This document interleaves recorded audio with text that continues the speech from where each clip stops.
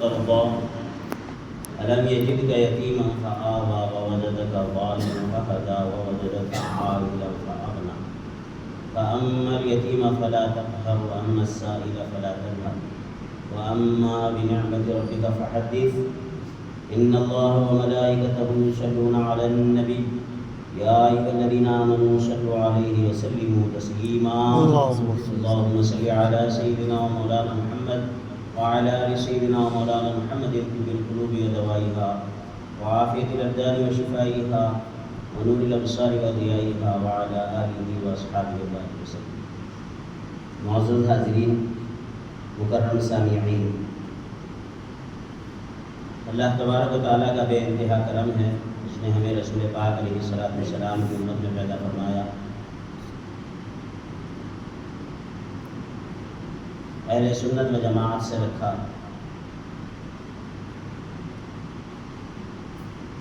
اہل اللہ،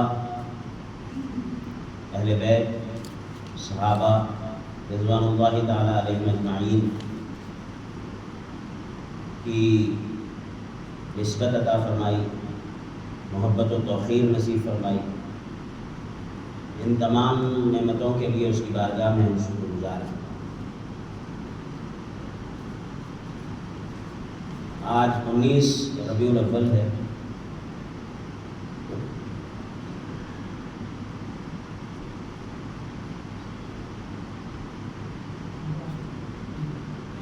کرناٹک سے واپسی کے بعد میرا لڑکا علیل ہے، اس کے علاج معالجے کے سلسلے میں 2-3 دن مصروفیت رہی. پھر میں نے بھی اپنے اندر کچھ حرارت محسوس کی. الحمدللہ اب آرام ہے.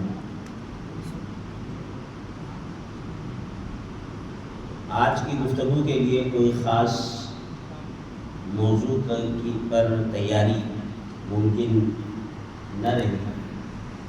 مصروفیت کہ قرآن پاک کی ایک عظیم سورۃ الضحیٰ، اس کی مختصر تفسیر بیان کی جائے، اور اس سورۃ مبارکہ میں حضور پاک علیہ السلام کی جو شانیں اور عظمتیں بیان ہوئی ہیں اس کو ذکر کیا جائے.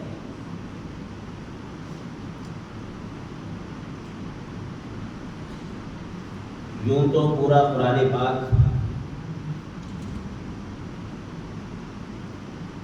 حضور پاک علیہ السلام کی تعریف و توصیف میں ہے. قرآن مجید کی ہر صورت میں ہی نہیں بلکہ ہر آیت میں دیکھنے والوں کو، نظر والوں کو حضور پاک علیہ السلام کی عظمتیں نظر آتی ہیں.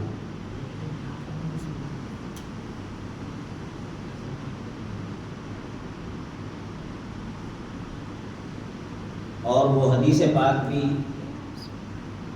بہت اہم دلیل ہے کہ مکمل قرآن حضور کے یا تو خصائل حمیدہ اور حضور پاک علیہ السلام کے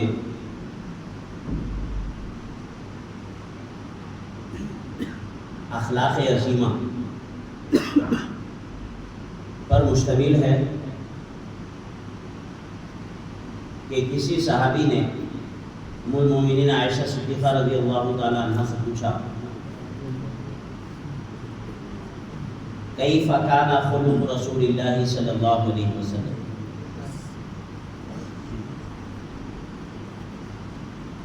کہ اے ام المومنین بتائیں کہ حضور پاک علیہ السلام کے اخلاق کیسے تھے.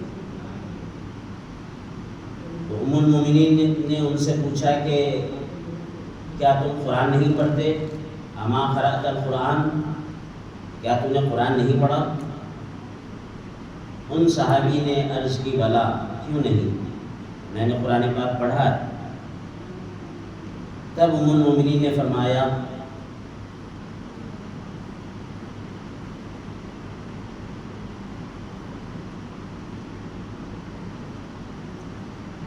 خلق رسول اللہ صلی اللہ علیہ وسلم القرآن، کہ حضور اکرم صلی اللہ علیہ وآلہ وسلم کے اخلاق کا پوچھتے ہو تو تمہیں معلوم ہونا چاہیے کہ پورا قرآن حضور کے اخلاق ہی تو ہیں۔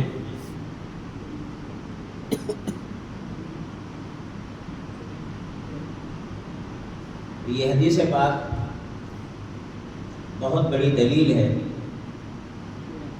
ایسا کہنے والوں کے لیے جو یہ کہتے ہیں کہ پورا قرآن حضور کی توصیف ہے اور حضور ہی کی حمد و ثنا ہے،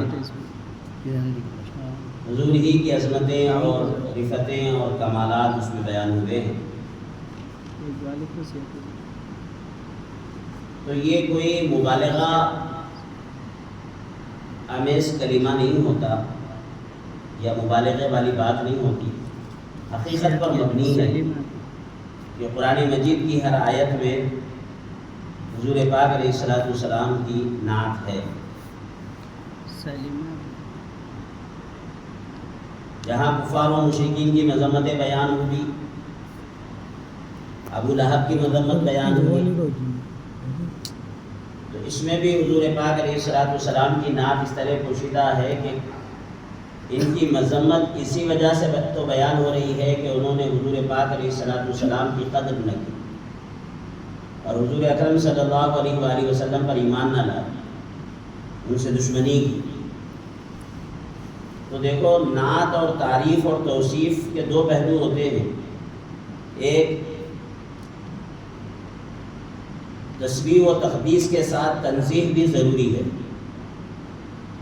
اللہ تبارک و تعالیٰ کی صرف تعریف اور تسبیح اور تقدیس بیان کرے تو کما حق ہو اس کی تسبیح بیان نہیں ہوتی۔ صرف تسبیح بیان کرنے سے مکمل تسبیح بیان نہیں ہوتی، ساتھ میں تنزیہ بھی بیان کرنا ضروری ہے کہ وہ ان عیبوں سے پاک ہے، کمال بھی بیان کرے اور نقص و عیب سے مبرہ بھی قرار دے۔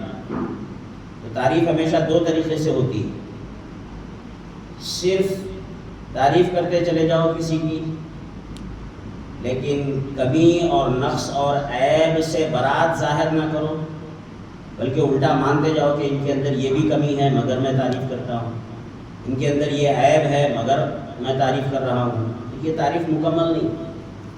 مکمل تعریف اس وقت ہوگی جب آپ کسی کی تعریف کریں تو اس کے اندر سے نقص اور عیب کی برات کا بھی اعلان کریں کہ میرے محبوب میں کوئی کمی بھی نہیں ہے، یعنی میرا محبوب حسین ہے، یہ کہنے کے ساتھ خبیث نہیں ہے،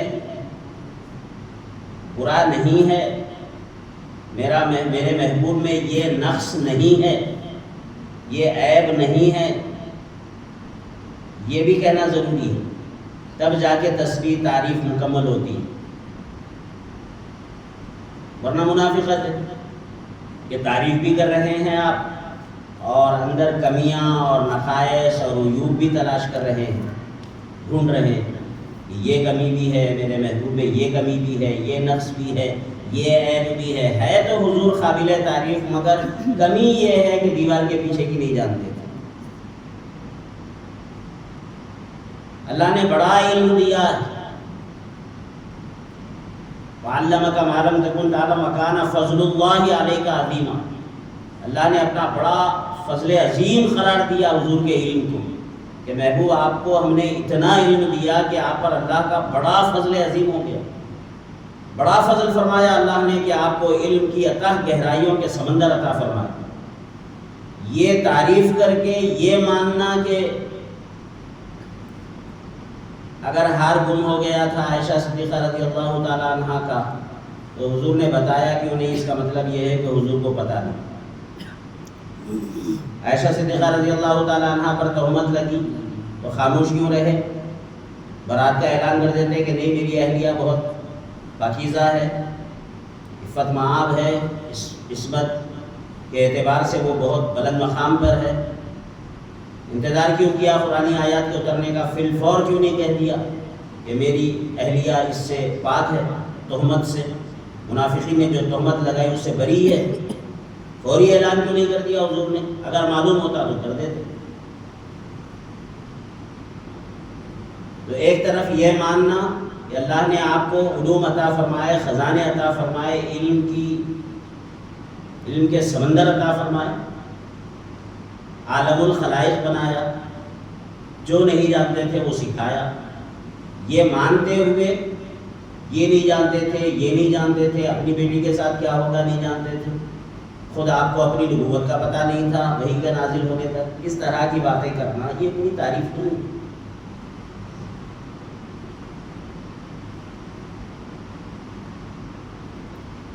سراسر موم یا پھر سنگ ہو جا، دو رخی چھوڑ یک رنگ ہو جا، دو رخی چھوڑ یک رنگ ہو جا، سراسر موم یا پھر سنگ ہو جا، یا تو موم بن جاؤ یا پتھر بن جاؤ۔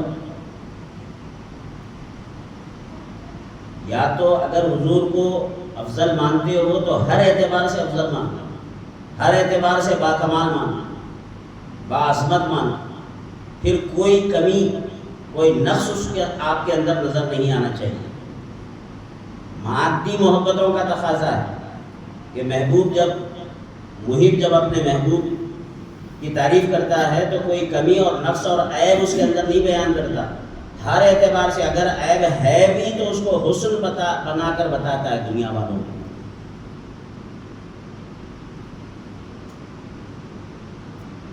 تو جب مادی حسن محبت گوارا نہیں کرتی کہ اپنے محبوب کا کوئی نقص اور عیب دیکھے، یہ سیدھی سیدھی بات ہے۔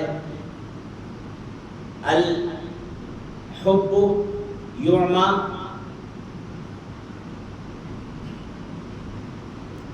کچھ عربی عبارت ہے جس کا مفہوم یہ ہے کہ محبت اندھی ہوتی ہے،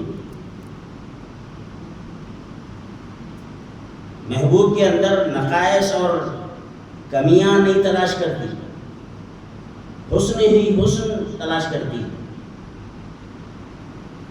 تو اس طرح سورہ لہب میں اگرچہ کہ ابو لہب کی مذمت ہے، مگر کیوں ہے؟ اس لیے کہ وہ حضور کا دشمن ہے۔ یہ تعریف ہے۔ اللہ تعالیٰ نے قرآن میں حضور کی عظمت کیسے بیان کیا؟ سورہ لہب کے ذریعے، گویا میرا محبوب اتنا عظیم ہے کہ اگر تمہارا کوئی دشمن تمہیں گالی دے تو تم جواب دیتے ہو، اور سابقہ انبیاء اکرام کے ساتھ بھی ایسا ہی ہوتا رہا۔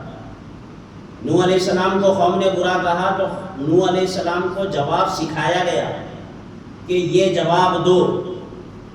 نوح علیہ السلام کی قوم نے نوح علیہ السلام کو کیا کہا کہ ہم آپ کو کھلی گمراہی میں دیکھ رہے ہیں، اِنَّا نَرَاكَ فِي ضَلَالٍ مُبِينٍ، اے نوح ہم آپ کو کھلی گمراہی میں دیکھتے ہیں۔ تو جواب سکھایا گیا کہ آپ کہہ دیجئے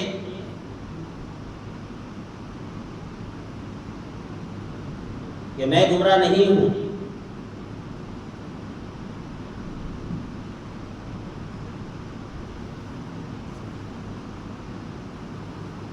یعنی جواب سکھایا گیا، تم کہو کہ میں گمراہ نہیں ہوں۔ صالح علیہ السلام سے کہا گیا، قوم نے یہی کہا کہ ہم آپ کو کھلی گمراہی میں دیکھتے ہیں، تو جواب سکھایا گیا کہ صالح کہہ دو کہ میں گمراہ نہیں ہوں۔ لوط علیہ السلام سے کہا گیا، ہود علیہ السلام کو یہی کہا گیا، ان کو بھی یہی جملہ سکھایا گیا کہ ہم گمراہ نہیں ہیں، اللہ کی طرف سے بھیجے ہوئے رسول ہیں، ہدایت ہمارے پاس ہے، ہم گمراہ نہیں ہیں۔ تو یہ جواب سکھائے گئے، مگر خود اللہ تبارک و تعالیٰ نے ان کی طرف سے جواب نہیں دیا دشمنوں کو کہ میرا نوح گمراہ نہیں ہے، میرے ہود گمراہ نہیں ہے، لوط علیہ السلام گمراہ نہیں ہے، صالح علیہ السلام گمراہ نہیں ہے۔ اللہ تعالیٰ نے جواب نہیں دیا، بلکہ خود انبیاء کو جواب سکھایا کہ یہ جواب دو کہ ہم گمراہ نہیں ہیں۔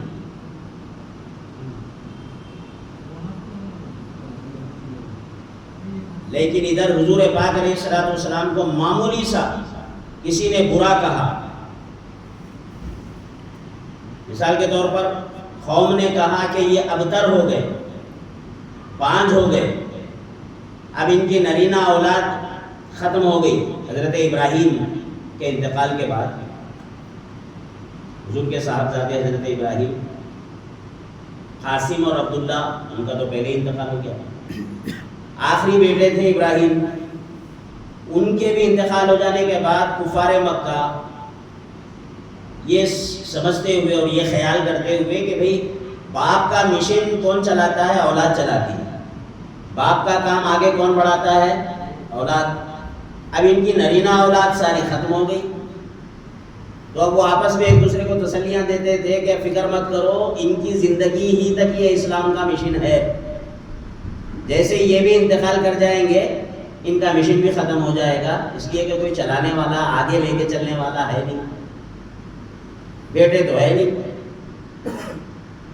تو وہ اپنے معاملات کی طرح سمجھتے تھے دین کے معاملے کو بھی، کہ دنیاوی معاملات جیسے باپ کا کوئی مشن ہے تو بیٹا لے کے چلتا ہے، اولاد لے کے چلتی ہے آگے، ویسے ہی حضور کا مشن اسلام، اس کو اب آگے بڑھانا، ترقی دینا اور اس کا زندہ رہنا اسلام کا، یہ منحصر ہے ان کی اولاد پر۔ اب اولاد ہی ختم ہو گئی، ساری نرینہ اولاد بچپن میں انتقال کر گئی، تو اب ان کا مشن بھی ان کی زندگی تک ہے، اس کے بعد اب اسلام بھی نہیں رہے گا، ان کے جانے کے بعد اسلام کو کوئی پوچھنے والا نہیں رہے گا۔ ایک تانا دیا نا، بلکہ اور اوپر سے آئیے اب اس کا شان نزول کیا ہے سورہ کوثر کا۔ ولید بن مغیرہ اس نے کہا تھا، تانا دیا تھا کہ یہ ابتر ہو گئے، بانجھ ہو گئے، نرینہ اولاد نہ رہی، اب ان کا نام لینے والا کوئی نہیں رہے گا، ان کے مشن کو آگے لے کے چلنے والا کوئی نہیں رہے گا، یہ ابتر ہو گئے۔ تو ابتر ہونے کا تانا دیا ولید بن مغیرہ نے، اور سارے کفار مکہ اس کی ہاں میں ہاں ملا، تائید کی اس کی۔ تو گویا کفار مکہ نے حضور کو ابتر ہونے، بانجھ ہونے، بے اولاد ہونے، دم کٹا ہونے، دم بریدہ ہونے، منقطع النسل ہونے کا تانا دیے کہ اب ان کی نسل چلنے والی نہیں، ختم ہو گئی، ان کے وصال کے بعد سارا قصہ ختم، کوئی نام لینے والا نہیں رہے گا۔ اللہ تبارک و تعالیٰ نے سورہ کوثر میں یہ نہیں فرمایا حبیب یہ دشمن آپ کو اس طرح ابتر ہونے کا تانا دے رہے ہیں، آپ ان کو جواب دو، جواب نہیں سکھایا، خود اللہ تعالیٰ نے جواب دیا، انا اعطیناک الکوثر فصلی لربک وانحر ان شانئک هو الابتر، آپ کا دشمن ہی دم کٹا ہے، آپ کے دشمن کی نسل منقطع ہو جائے گی، وہ دم بریدہ، وہ منقطع النسل ہے، اس کا نام لینے والا، ولید ابن مغیرہ کا نام لینے والا کوئی نہیں رہے گا، آپ کا نام لینے والے قیامت تک پیدا ہوں گے، آپ کی تعظیم و تکریم کرنے والے، آپ کے نام کی راگ الاپنے والے، نمازوں میں، اذانوں میں، قرآنوں میں، قراتوں میں، ہر جگہ آپ کا نام ہوگا، جہاں میرا نام ہوگا وہیں ساتھ آپ کا نام ہوگا۔ ہم آپ کے نام کو، آپ کے کام کو اس طرح پھیلائیں گے کہ پوری دنیا میں اسلام پھیلے گا، آپ کی نسل کو اس طرح پھیلائیں گے کہ ایک بیٹی عطا کریں گے، اس بیٹی سے آپ کی نسل کو چلائیں گے، حسن اور حسین کے ذریعے پوری دنیا میں حسنی سادات اور حسینی سادات کو پھیلا دیں گے۔ آپ کی اولاد سادات وہ ہوں گے، آپ منقطع النسل نہیں ہیں، آپ بانجھ نہیں ہیں، آپ کی اولاد تو دنیا کے کونے کونے، چپے چپے میں سادات کی صورت میں موجود ہوگی، مگر آپ کو ابتر ہونے کا دعویٰ دینے والے کا نام و نشان نہیں رہے گا، کوئی اس کا نام لینے والا نہیں رہے گا۔ اور ایسا ہی ہوا، ولید ابن مغیرہ کا نام لینے والا آج کون ہے؟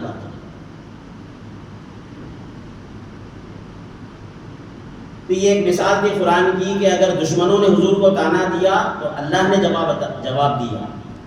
یہ تعریف ہے حضور کی، حمد ہے۔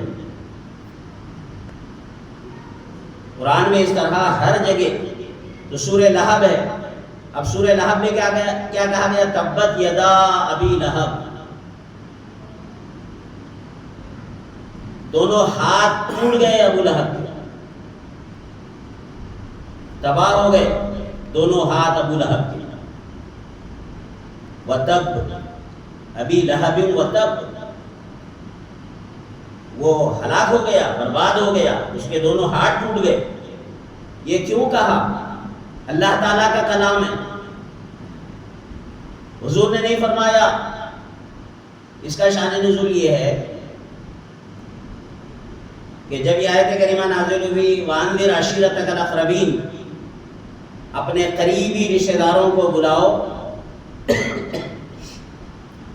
قُمْ فَأَنذِرْ یا ایھا المدثر قُمْ فَأَنذِرْ وَرَبَّكَ فَکَبِّرْ، اے چادر اوڑھنے والے، کملی والے، اٹھیے، قُمْ فَأَنذِرْ، لوگوں کو ڈرائیے۔ تو کوہ فاران سے حضور پاک علیہ السلام نے سارے قبائل کو آواز دی، سارے اہالیان مکہ کو بلایا، پہاڑ کے دامن کے نیچے جمع ہوئے، پوچھا مجھے کیا سمجھتے ہو، میرے بارے میں تمہاری رائے کیا ہے، میں کیسا ہوں تمہارے نزدیک؟ امین و صادق ہیں۔ ہر ایک نے کہا کہ آپ امین ہیں، صادق ہیں، ہم نے دیا ہے یہ لقب آپ کو، امین، امانت دار، صادق، سچے۔ جب مجھے اتنا امین اور صادق مانتے ہو تو کیا اگر میں یہ کہوں کہ اس پہاڑ کے اس طرف، پہاڑ کے اوپر تھے حضور جبل ابو قبیس پر، اگر میں کہوں کہ پہاڑ کے اس طرف ایک لشکر ہے مسلح، ہتھیاروں سے لیس، اور وہ تم پر حملہ کرنے کے لیے تیار ہے، ابھی وہ تم پر حملہ کرنا چاہتے ہیں، ہتھیاروں سے لیس ایک لشکر ہے جو ایسے آ رہا ہے، اس طرف سے تمہارے پیچھے سے آئے گا اور تم پر حملہ کر دے گا، میرے اس کہنے کو مانو گے؟ تو سارے کفاران مکہ نے کہا کہ مانیں گے، عقلی اعتبار سے بھی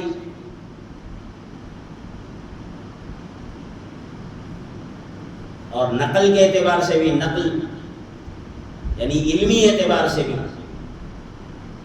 عقلی اعتبار سے تو اس طرح کہ آپ بلندی پر ہیں، ادھر کا بھی منظر آپ کے سامنے ہے، ادھر کا بھی، ہم ادھر پیچھے ہیں پہاڑ کے، تو ادھر کا منظر ہمارے سامنے ہے نہیں، آپ اوپر ہیں تو اس طرف کا بھی آپ کی نظروں کے سامنے ہے منظر، تو عقل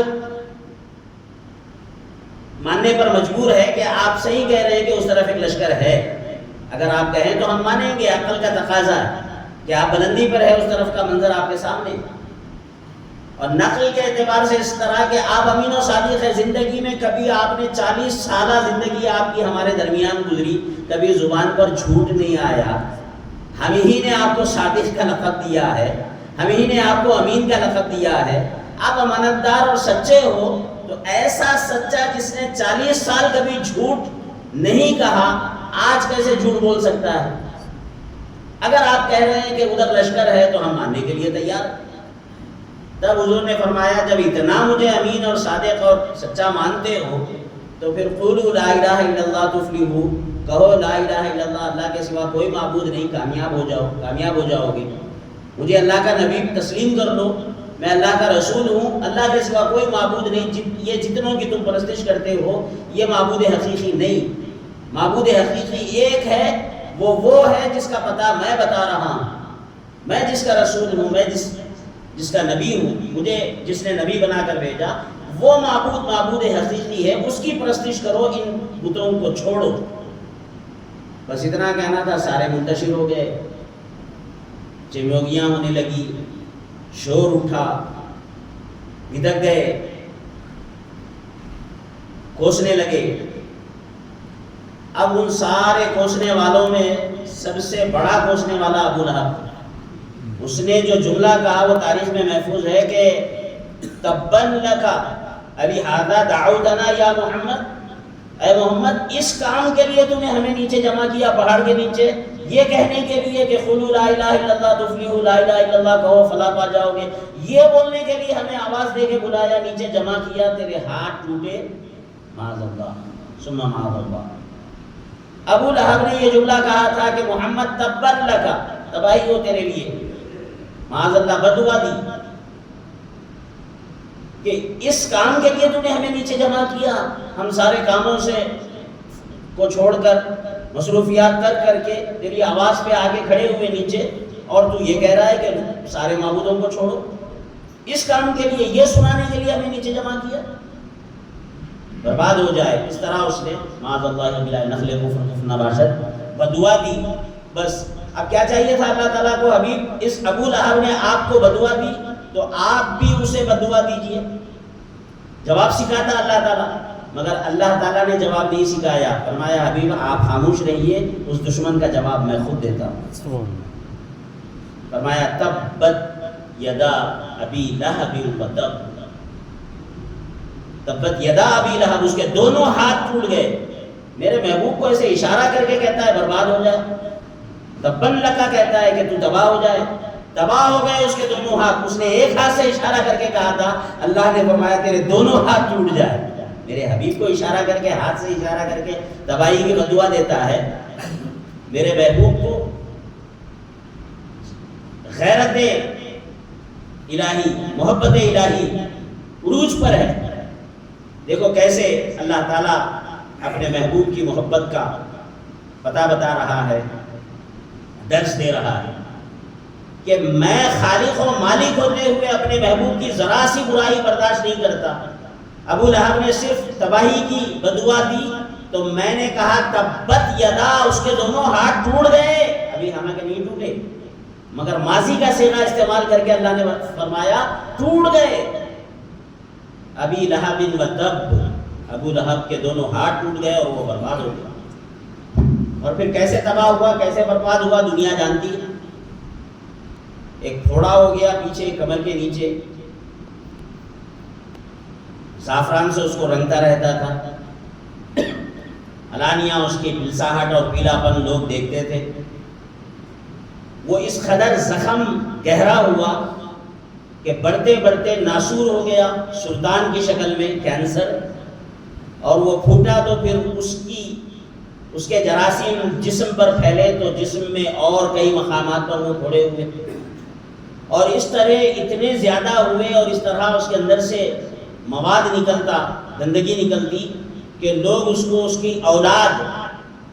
اولاد خود اسے دور ایک کمرے میں رکھ دیے. اسی کو قرآن مجید نے آگے کہا ما اغنا عنہ مالہ وما کسب، بڑا مالدار بھی تھا، اس کے مال نے اسے بے نیاز نہیں کیا.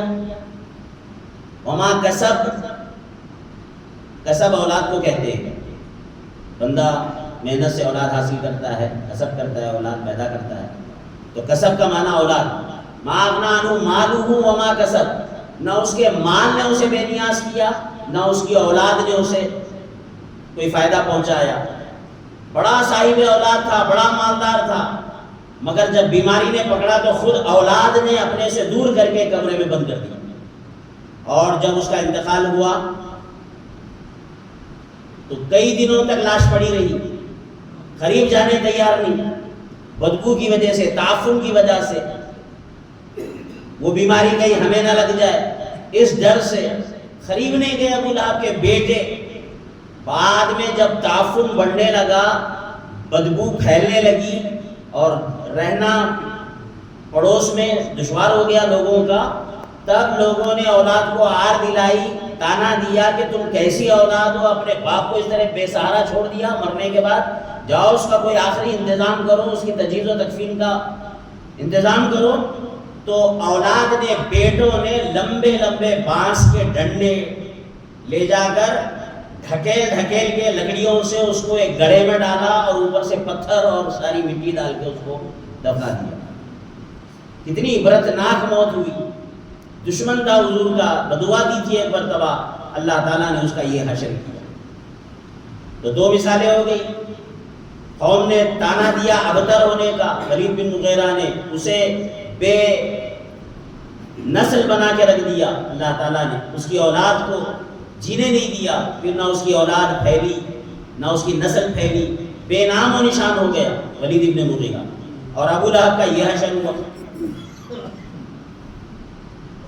سورہ قلم پڑھیے، نون والقلم وما یسطرون ما انت بنعمت ربک بمجنون. یہی ولید بن مغیرہ جس نے بانجھ ہونے کا تانا دیا تھا، اسی نے کیا کہا تھا اے وہ شخص جس پر قرآن اتر رہا ہے تو مجنون ہے. تانا دیا، حضور کو دیوانہ کہا، معاذ اللہ. مجنون، جنون کا تانا دیا کہ عقل خراب ہو گئی ہے، پاگل جس کو کہتے ہیں، وہ تانا دیا. نقل کفر نباشد. اللہ تعالیٰ نے اس کے عیوب گنوائے، اس سے کیسی دشمنی، کیسا بدلہ لیا. دیکھیے اللہ تعالیٰ فرمایا نون والقلم وما یسطرون، قسم ہے قلم کی اور جو کچھ قلم لکھتے ہیں ان تحریروں کی قسم ہے. ما انت بنعمت ربک بمجنون، آپ اپنے رب کی جانب سے مجنون نہیں ہیں، آپ اپنے رب کی طرف سے ہوش مند ہیں، عقل مند ہیں. دیوانے پن کا کوئی ذرہ بھی آپ کے اندر نہیں پایا جاتا. آپ کو تانا دینے والے وہ خود بے وقوف ہیں، پاگل ہیں، دیوانے ہیں. آپ اللہ کی عطا سے مجنون نہیں ہیں. ما انت بنعمت ربک بمجنون، اپنے رب کی نعمت سے. اللہ کا آپ پر بڑا انعام ہے، اللہ کی بڑی نعمت ہے آپ پر کہ آپ مجنون نہیں ہے. پہلے تو انکار فرمایا اللہ تعالیٰ نے کہ محبوب خبردار، دل چھوٹا نہ کرنا. ایسوں کی باتیں سن کر خاطر عاطر پر کوئی ملال نہ آنے پائے، آپ کے دل پر کوئی بوجھ نہ آنے پائے. آپ اپنے رب کی عطا سے مجنون نہیں ہے. اور پھر کس کی بات پر آپ توجہ دے رہے ہیں؟ کون کہہ رہا ہے یہ کہ آپ مجنون ہیں؟ آپ کو جنون کا تانا کون دے رہا ہے؟ وہ خود ایسا ہے. سنیے اب میں بتاتا ہوں وہ کیسا ہے. اللہ تعالیٰ نے اس کے عیب کھولے. سب سے پہلے بتایا، پہلے تو اور تعریف کی، وَإِنَّكَ لَعَلَىٰ خُلُقٍ عَظِيمٍ، حبیب آپ اخلاق عظیمہ کے بلند مرتبے پر فائز ہیں. فَسَتُبْصِرُ وَيُبْصِرُونَ، ان قریب آپ بھی دیکھیں گے، وہ بھی دیکھیں گے کہ کون مجنون ہے. تانا دینے والا بھی دیکھے گا، آپ بھی دیکھیں گے. بِأَيِّكُمُ الْمَفْتُونُ، فتنہ باز کون ہے؟ یہ کہہ کر کتنا بڑا فتنہ پھیلا رہا ہے یہ شخص. آپ دین اسلام پیش کر رہے ہیں، ہدایت کی راہ بتا رہے ہیں، تو آپ فتنہ باز نہیں ہیں، آپ کو روکنے والے فتنہ باز ہیں. تو بِأَيِّكُمُ الْمَفْتُونُ، إِنَّ رَبَّكَ هُوَ أَعْلَمُ بِمَنْ ضَلَّ عَنْ سَبِيلِهِ وَهُوَ أَعْلَمُ بِالْمُهْتَدِينَ. بے شک آپ کا رب زیادہ جانتا ہے بِمَنْ ضَلَّ عَنْ سَبِيلِهِ کہ کون راستے سے بھٹک گیا ہے، وَهُوَ أَعْلَمُ بِالْمُهْتَدِينَ اور کون ہدایت پر ہے اسے بھی رب تبارک و تعالیٰ بہتر طور پر جانتا ہے. یہ فرما کر اب اس کے عیب بیان کرنا شروع کیا اللہ تعالیٰ. فَلَا تُطِعِ الْمُكَذِّبِينَ، آپ ایسے شخص کی بات مانتے ہیں، ایسے شخص کے کہنے پر جو ہے دل پہ بوجھ لیتے ہیں. کیسے شخص پر؟ فَلَا تُطِعِ الْمُكَذِّبِينَ، جھوٹا. ایسے کی آپ پیروی مت کیجئے جو جھوٹا ہے. وَدُّوا لَوْ تُدْهِنُ فَيُدْهِنُونَ وَلَا تُطِعْ كُلَّ حَلَّافٍ مَّهِينٍ. ایسے شخص کی بات آپ کیوں سنتے ہیں؟ وَلَا تُطِعْ كُلَّ حَلَّافٍ، بڑا خصمیں کھانے والا. حلف، حلاف، بہت زیادہ خصمیں کھانے والا، جھوٹی خصمیں کھانے والا، بات بات پر خصمیں کھانے والا. بات بات پر خصمیں نہیں کھانی چاہیے، اور جھوٹی اور بھی زیادہ بری بات. تو جھوٹی خصمیں کھانے والا، حلاف، مہین، بالکل ہلکا آدمی ہے، ہلکا شخص ہے معاشرے میں. حلاف، بہت زیادہ خصمیں کھانے والا، ہلکا، جس کا کوئی اعتبار ہی نہیں. ایسے بے اعتبار شخص کے بولنے پر آپ برا مانتے ہیں. بھی آپ کو برا ماننے کی ضرورت نہیں ہے، آپ اپنے دل پہ بوجھ مت لائیے، وہ خود ایسا ہے. اب اس کی برائیاں بیان کر رہا ہے اللہ تعالیٰ. حالانکہ اللہ ستار العیوب ہے، بندوں کو تعلیم دی گئی ہے کہ ایک دوسرے کی پردہ پوشی کرو. پیر کے 12 صاحبان تصوف بیٹھے ہیں، صاحبان طریقت بیٹھے ہیں سامنے، ان کے لیے عرض کر رہا ہوں. حضور پیرانے پیر نے 12 شرائط بیان کیے پیر کے. کشف المحجوب میں دادا علی اجویری رحمۃ اللہ تعالیٰ علیہ نے 8 شرائط بیان کیے. آخر میں کم کرتے کرتے خواجہ خواجگاہ غریب نواز سرکار نے 3 شرائط بیان کی کہ پیر کے اندر یہ 3 شرائط تو ضرور ہونے چاہیے. دریا جیسی سخاوت، آفتاب جیسی شفقت، زمین جیسی توازن. داتا علی حجویری رحمۃ اللہ تعالیٰ نے 8 شرائط بیان کی اور حضور پیران پیر نے 12. ان میں سے بہت آسان ہے، کوئی زیادہ لمبی بات نہیں ہے. اللہ تعالیٰ کی 2 صفتیں پائی جائے پیر کے اندر، 2 خصلتیں اللہ تعالیٰ کی، 2 خصلتیں حضور پاک علیہ الصلوۃ والسلام کی، 2 خصلتیں ابو بکر صدیق کی، 2 عمر فاروق کی، 2 عثمان غنی کی، 2 علی رضی اللہ عنہ. ان 6 افراد کی 2 خصلتیں، 12 خصلتیں ایک پیر میں ہونا ضروری ہے، تبھی وہ مرید کر سکتا ہے، مرید بنا سکتا ہے، ورنہ اس کو مرید بنانے کی اجازت نہیں ہے. جس شخص کے اندر یہ چیزیں نہیں پائی جاتی ہے، دیکھ لیں عموماً ہم لوگ بھی پریشان رہتے ہیں کس کو پیر بنائیں، پیر کیسا ہو، پیر کیسا ہو. حضور پیرانے پیر نے 12 علامتیں بتائی، یہ علامتیں اس کے اندر پائی جا رہی تو فوری ارادت کر لیں، اس کے مرید ہو جائیں. اللہ تعالیٰ کی 2 صفتیں کیا ہے؟ ستارن غفارا. بس یہ بات یاد آئی تو میں یہ بس یہیں پر روک رہا ہوں، آگے پھر تفصیل میں جاؤں گا تو وقت نکل جائے گا، وہ بعد میں بتاؤں گا. اللہ تعالیٰ کی 2 صفتیں یہ کہ وہ ستار ہو اور غفار ہو، معاف کرنے والا ہو مریدوں کو، اور کوئی برائی ان کے اندر دیکھے تو ڈھانپنے والا ہو. مریدوں کے اندر کوئی برائی، کوئی عیب نظر آئے تو پیر ڈھانپے، نہ کہ 4 لوگوں کے سامنے بیان کرے، ڈھانپ دے اس کو، ایسا ہو پیر. اور غفارن، معاف کرنے والا ہو، بڑی سے بڑی غلطی کر جائے مرید تو معاف کرنے کا حوصلہ ہو پیر. یہ 2 چیزیں میں نے بتا دی. آگے پھر حضور کی کیا ہے، ابو بکر کی کیا ہے، وہ کسی اور موقع میں بیان کریں. تو ستارن سے یاد آئی تھی مجھے بات کہ اللہ تعالیٰ ستار العیوب ہے، پردہ پوش ہے، پردہ پوشی فرمانے والا ہے، بندوں کو حکم دیتا ہے کہ لوگوں کے عیوب ڈھانکو. وہ پروردگار اپنے محبوب کے دشمن کی پردہ دری کر رہا ہے، پردے چاک کر رہا ہے، اس کے ایک ایک عیب کو بیان کر رہا ہے کہ وہ بڑا خصمیں کھانے والا ہے. اللہ حلاف مہین اور بالکل ہلکا آدمی ہے، معاشرے میں اس کا کوئی وزن ہی نہیں ہے. حمازن، ٹوہ میں رہنے والا، لوگوں کی ویک پوائنٹس جو ہے پکڑنے والا. حماس کہتے ہیں جاسوس کو، جاسوسی کرنے والا، لوگوں کی ٹوہ میں رہنے والا، کس کی کیا غلطی ہے، کس کے کیا ویک پوائنٹس ہے، کمزوریاں کیا ہے، وہ تلاش کر کے سب جاسوسی کر کے کمزوریاں لے کے حکومت کرتا ہے لوگوں پہ. ایسے ہمارے معاشرے میں بھی بہت ہیں.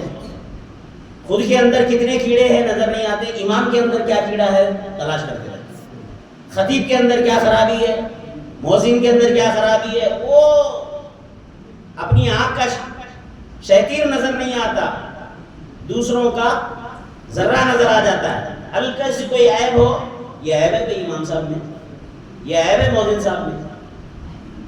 اپنی آنکھ کا شیطیر نظر نہیں آتا، خود کتنے گندے ہیں، کتنی خلاصتوں میں ڈوبے ہوئے ہیں، اس کی طرف توجہ کی نہیں جاتی، ذہن نہیں جاتا. وہ مکھی ہے نا غلاظت پہ بیٹھنے والی، اس طرح ہے. سارا اچھا بدن چھوڑ کر وہ مواد پہ، گندے مواد پہ، جہاں پھوڑا پھوسی ہے وہیں جا کے بیٹھا ہے. یہ ان کا عیب نہیں، آپ کا عیب ہے.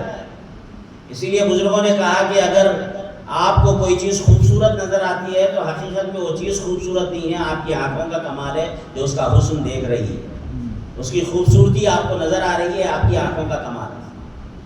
تو آپ باکمال آنکھیں والے بنے، دوسروں کی خوبیاں دیکھیں.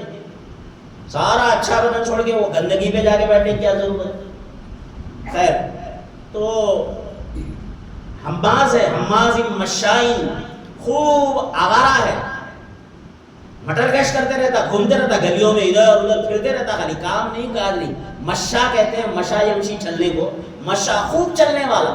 خوب چلنے والا کا مطلب کوئی کام کاج نہیں، کھاتا گھومتے رہتا، پھرتے رہتا ادھر ادھر. حمازن مشائن بنمیم، اور نمام بھی ہے، غیبت کرتے رہتا، چغلی کھاتے رہتا. کیا کرے گا بیکار آدمی، گھومیں گا، ادھر سے کچھ کمزوری معلوم ہوئی، اس کی کچھ ویک پوائنٹس معلوم ہوئی، ادھر لے جا دوسروں کو بولنا، یہی کام رہتا اس کا، بیکار آدمی کا. تو حمازن مشائن بنمیم مناع للخیر، دیکھو کتنے عیبہ کھول رہا اللہ تعالیٰ ایک ایسے شخص کا کہ کہنے کا برا مانتے ہیں حبیب. وہ آپ کو اگر مجنون کہتا ہے تو کہہ کون رہا ہے ذرا دیکھیں خود اس کی حالت کتنی خراب ہے.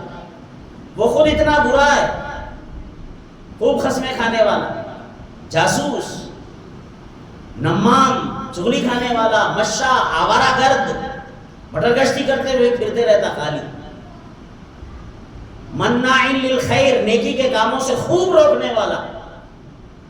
مانعون کا مبالغے کا صیغہ آتا ہے مناع، مناع خوب روکنے والا، خوب منع کرنے والا، رکو مت جاؤ ادھر، مت جاؤ ادھر، خیر کی کاموں کی طرف، بھلائی کے کاموں کی طرف کوئی جاتا تو اس کو روکتا ہے، خوب روکتا ہے۔ مناع للخیر معتد اثیم، بڑا گناہ گار ہے۔ یہ سب بیان کر کے آخر میں فرمایا اللہ تعالیٰ عتل بعد ذلک زنیم، یہ ہے سب سے بڑی گالی اللہ تعالیٰ نے جو اس کو دی۔ اب ایک ایسی بات بتائی اللہ تعالیٰ نے جو اسے بھی پتہ نہیں ہے، عتل بعد ذلک زنیم، اس پر ترا یہ کہ اتنی ساری خرابیاں ہیں اس کے اندر، اس پر ترا یہ کہ حرامی النسل ہے، حرام زادہ ہے، ایک باپ کا نہیں ہے۔ اللہ اکبر، آپ اندازہ کریں کتنی بڑی گالی ہے۔ اللہ تعالیٰ کی خیرت ایسے جلال میں ہے، صرف اس نے اللہ کے حبیب کو اتنا کہا تھا کہ اے وہ شخص جس پر قرآن اتر رہا ہے تو مجنون ہے۔ اللہ تعالیٰ نے پہلے حبیب کو تسلی دی کہ آپ اپنے رب کی نعمت سے مجنون نہیں ہے، اخلاق کے بلند مرتبے پر فائز ہیں، فلاں ہیں، تسلی دیتے ہوئے فرمایا ایسے شخص کی بات مانتے ہیں آپ، ولا تطیع، ایسے شخص کی بات ہرگز مت سنیے جو کل حلاف مہین ہماز مشاء بنمیم مناع للخیر معتد اثیم عتل بعد ذلک زنیم، اس کی آخری انتہا یہ ہے کہ وہ باپ کا ہی نہیں ہے، اس کا باپ کون ہے اسے پتہ نہیں۔ ایک ایسی ڈھکی چھپی بات پر جو ہے سے پردہ اٹھا دیا اللہ تعالیٰ نے۔ اسی لیے گستاخی کرتے ہوئے اللہ کے انبیاء کی، رسولوں کی، اولیاء کی گستاخی کرتے ہوئے سنبھل کے رہنا چاہیے انسان کو، اس لیے کہ وراثتاً ایسے ہی گستاخوں تک پہنچتی ہے یہ وراثت، ولید ابن مغیرہ کی وراثت ایسے گستاخوں تک پہنچتی ہے، یعنی جو خوب گستاخ ہوتا ہے اولیاء اللہ کا، انبیاء اور رسولوں کا، اس کی نسل اگر تلاش کریں تو کہیں نہ کہیں یہ بھی بے نسل ملے گا۔ وہ عادی فطرت میں گستاخی، بے ادبی، انبیاء کی، اللہ کے محبوب بندوں کی، اولیاء کی، رسولوں کی گستاخی کا مادہ اسی خون میں پیدا ہوتا ہے جس کا خون خراب ہوتا ہے۔ خون حلال ہو تو بادب ہوتا ہے بندہ، اللہ کے محبوبوں کی بارگاہ میں سر نیاز خم کر دیتا ہے، جھکا دیتا ہے، اپنے آپ کو جھکا دیتا ہے کہ آپ اللہ کے ولی ہیں، میں گستاخی نہیں کر سکتا، بے ادبی نہیں کر سکتا۔ تو بے ادبی اور گستاخی کرتے ہوئے انسان کو سوچنا چاہیے۔